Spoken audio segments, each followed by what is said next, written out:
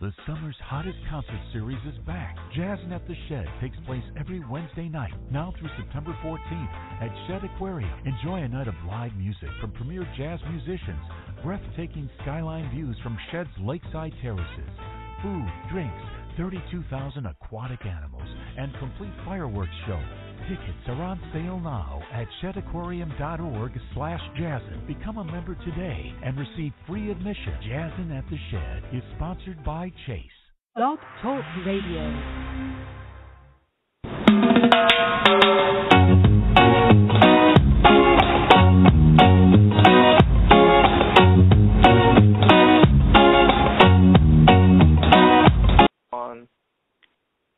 Hello, everyone. Welcome to another conversation where we meet interesting Jamaicans throughout the diaspora. Paul Foreman was born in Jamaica and graduated from St. George's College in Kingston. He received his BS, MS, and PhD in biological sciences from the University of Illinois. After completing his studies, he served on the Faculty of Life Sciences at Eastern Illinois University for 5 years, following which he worked in private industry for 30 years. In 1960, Paul represented the West Indies team at the Olympics in Rome.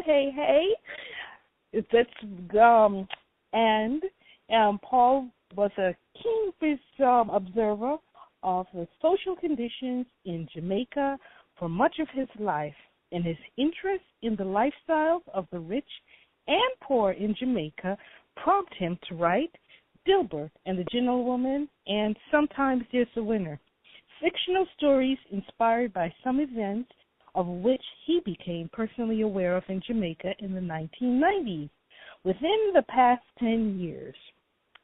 As usual, my co-host, Chris, will be doing the interview, so take it away, Chris. Thanks, Denise, and welcome, Paul. We're looking forward to a good dialogue with you. Thank you, Chris, and thank you for having me on the show. Wonderful.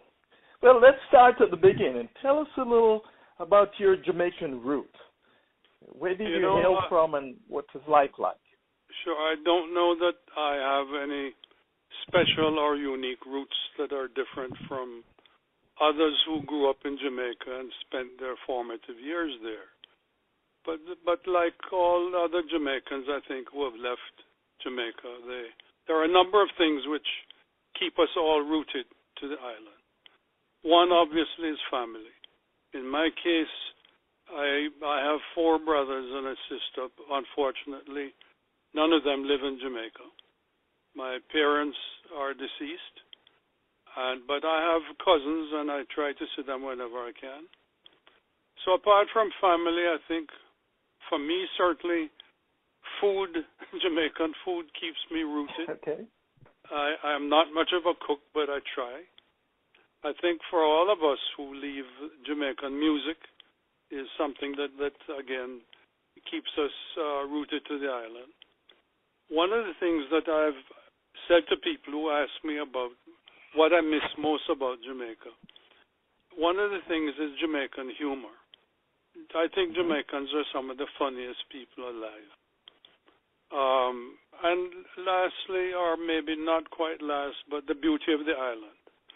I've been lucky to have been able to travel around the world. And Jamaica's beauty, there's nothing like it. The most beautiful island I've ever seen.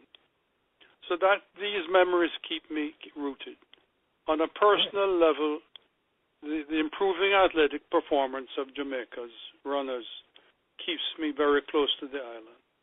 So these are issues that keep me close to Jamaica. Wonderful. So during your formative years, what are some of the cherished memories of growing up there that still fills your heart with that special joy? Yeah, I mean, memory, again, I have to get back to family. I had a very close-knit family, and they were very supportive. I believe I was taught, I'm not sure that I followed them religiously, but obedience, respect, honesty. On a more personal level, I think my school, St. George's College, complemented the values that I was taught at home. Right. And track and field and football were my passions. And those were, I think, more than anything else, kept me occupied as a young man. Okay. So it was your athletic career development in college that sparked your immigration journey? Absolutely. In fact, it was the first West Indies games at Sabina Park, where my good friend, now deceased Herb McKinley, invited the track coach from the University of Illinois to come down to the games. And I did rather well, and I was offered a track scholarship to the University of Illinois. Okay. And in those days, I mean, that was a very big thing for me and something that I really had worked towards. Right. So that was really the spark that got me there. That's neat. Well, you're retired now, but the green grass of Kentucky seemed to have won your heart as of a place of retirement. Yeah, you mentioned that you go to visit back and forth, but because most of your relatives are elsewhere. Right. My parents are deceased, and I have my brothers and sister live in Europe.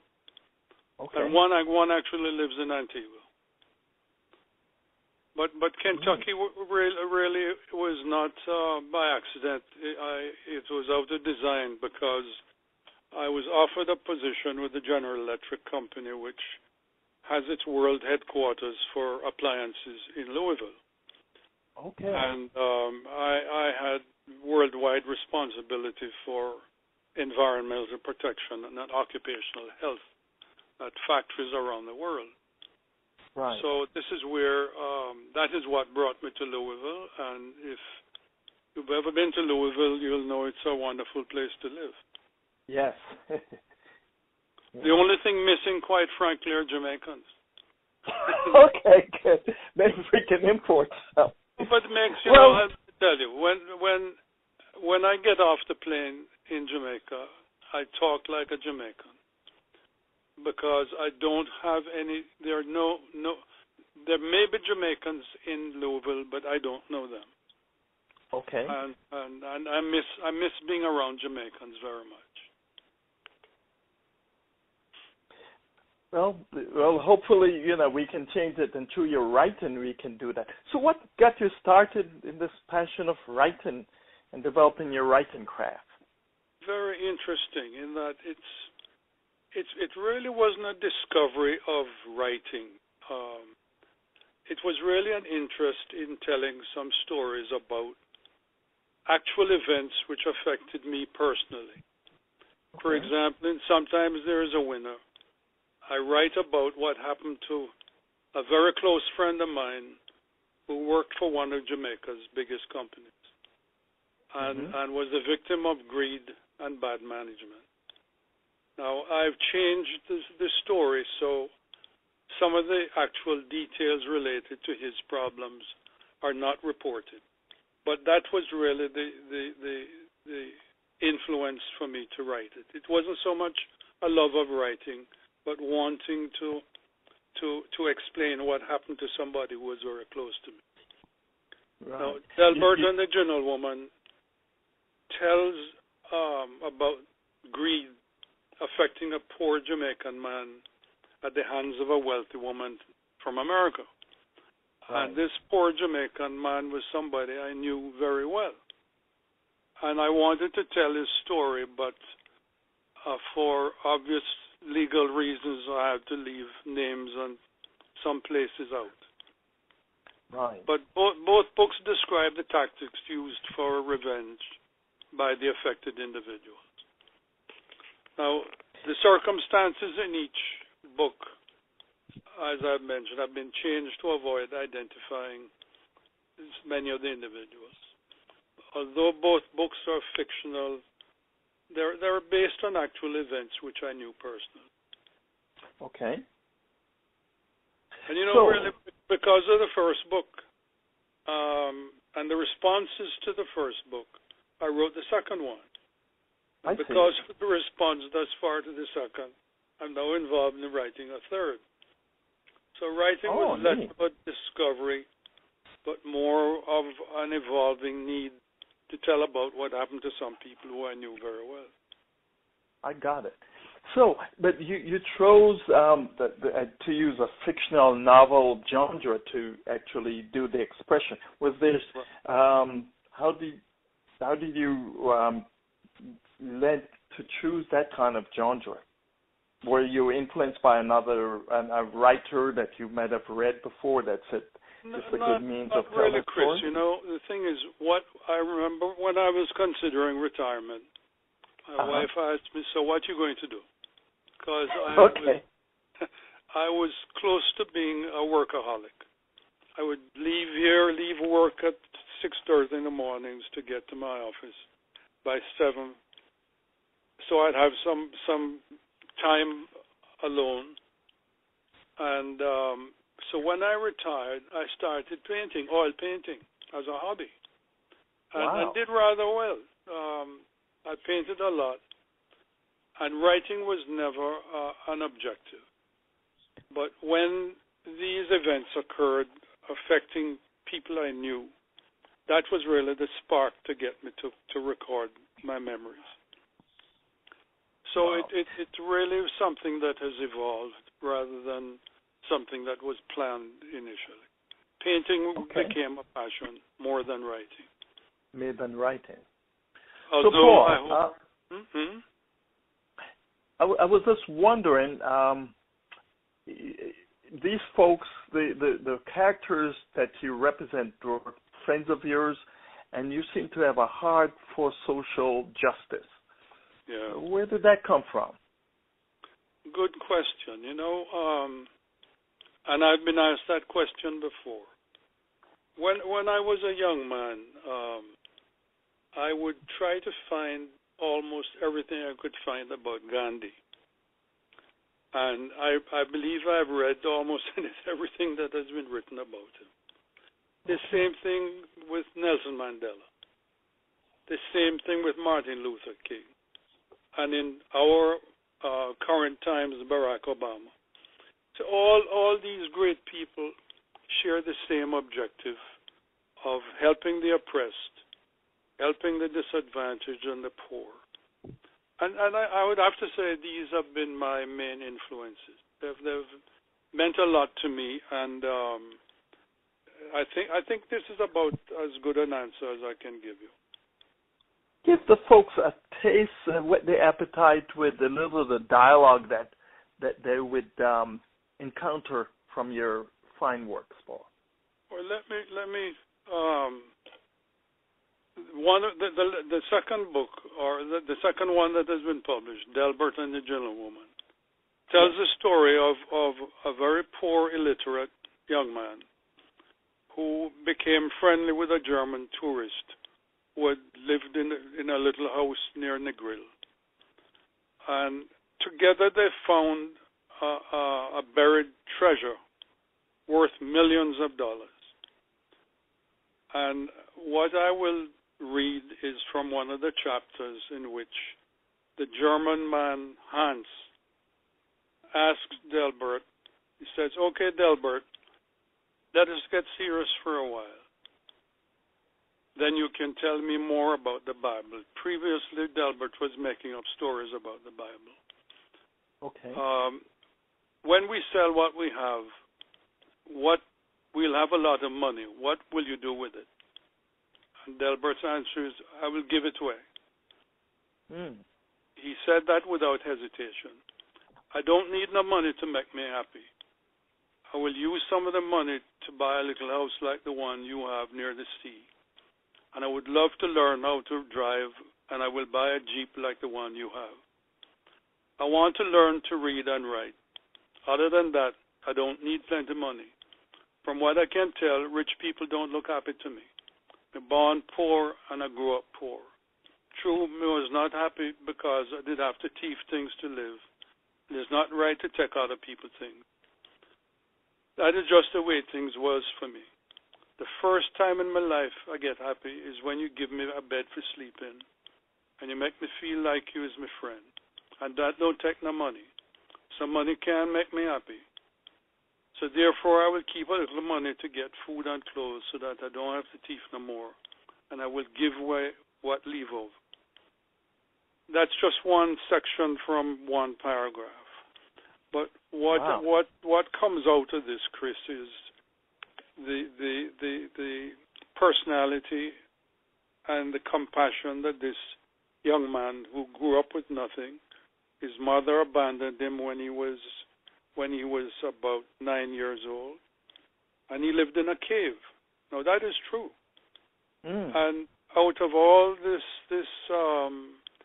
poverty and illiteracy and bad times in his life, he had it within himself to want to give back and help people who are poor. Given that this book, Paul, deals with social injustice, and redemption and revenge, what is there a common set of takeaways you'd like for your audience to derive from your work?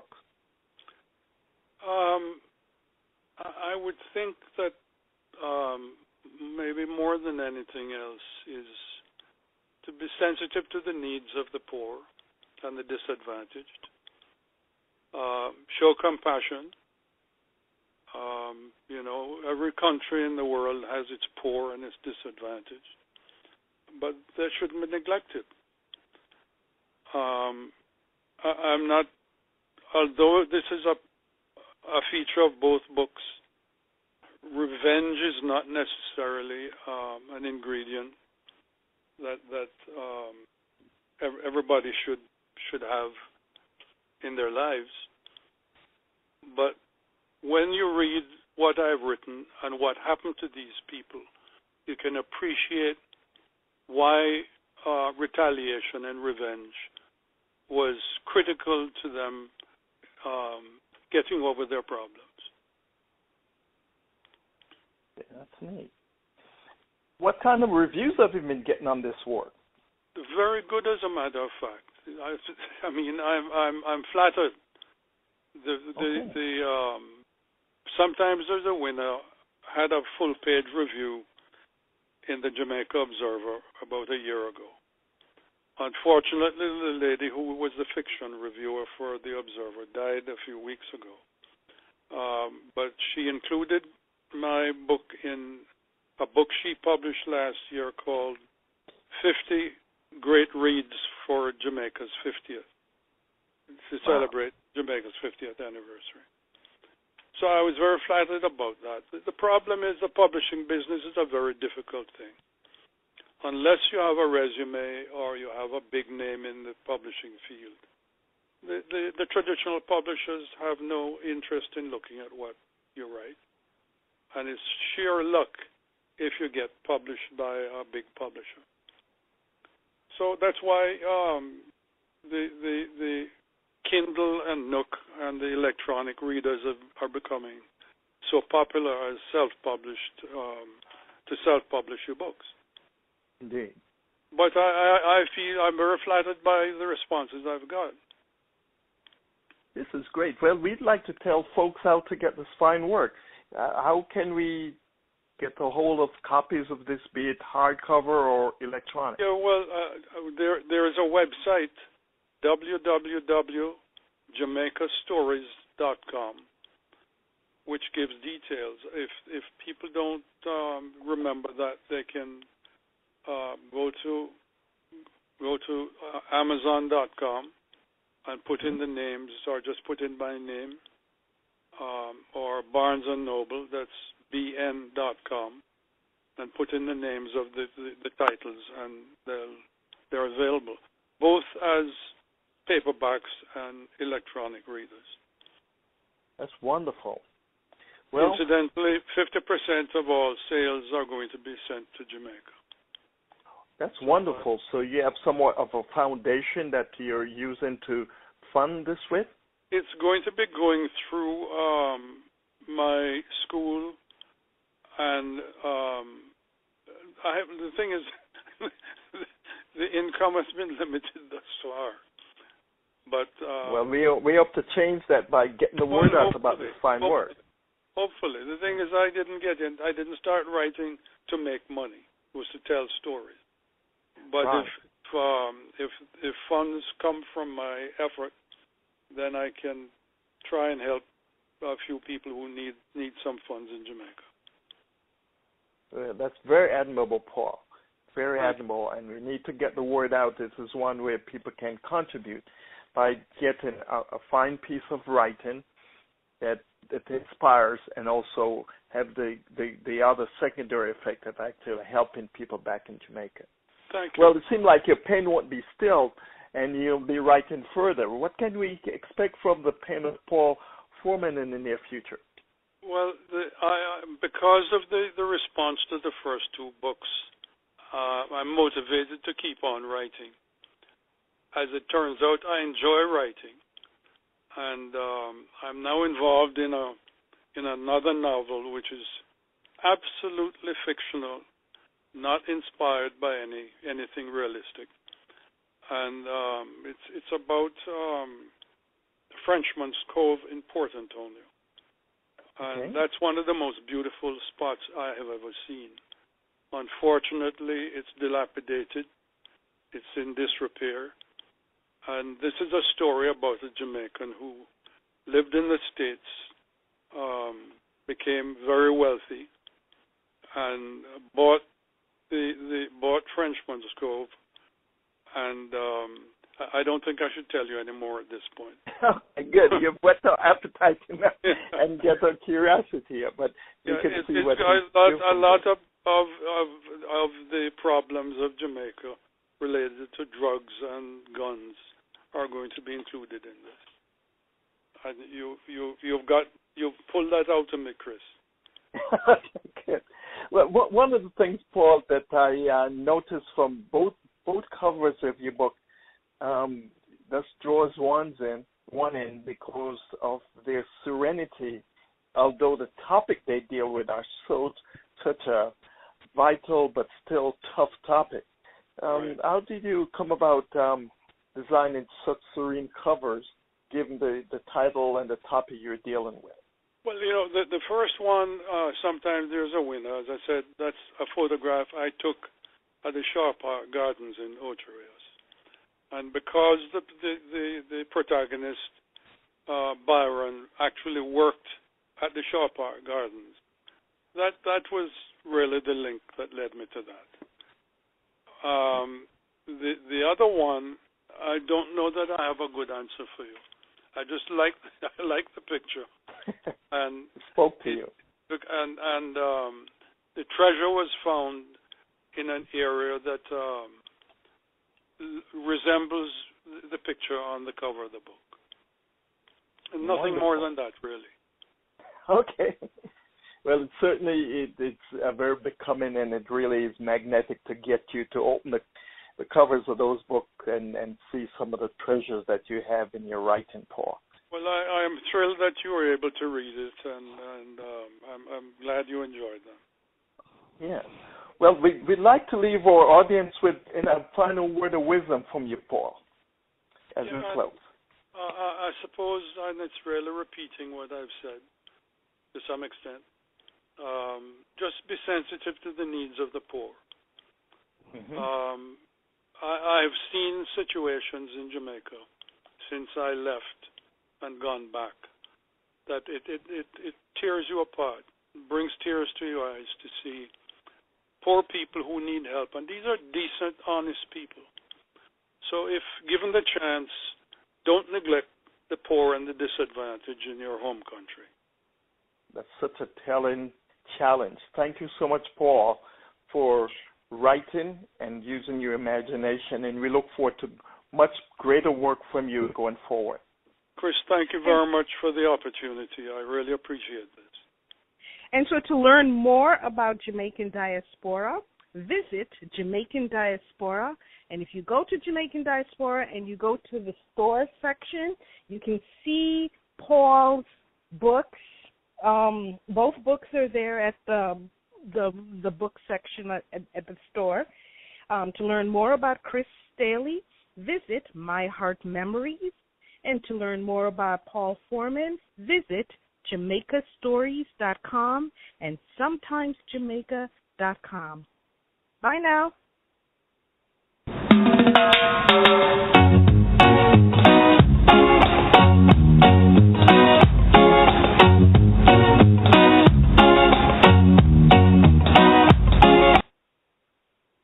The summer's hottest concert series is back. Jazzin' at the Shed takes place every Wednesday night, now through September 14th at Shed Aquarium. Enjoy a night of live music from premier jazz musicians, breathtaking skyline views from Shed's lakeside terraces, food, drinks, 32,000 aquatic animals, and complete fireworks show. Tickets are on sale now at shedaquarium.org/jazzin. Become a member today and receive free admission. Jazzin' at the Shed is sponsored by Chase.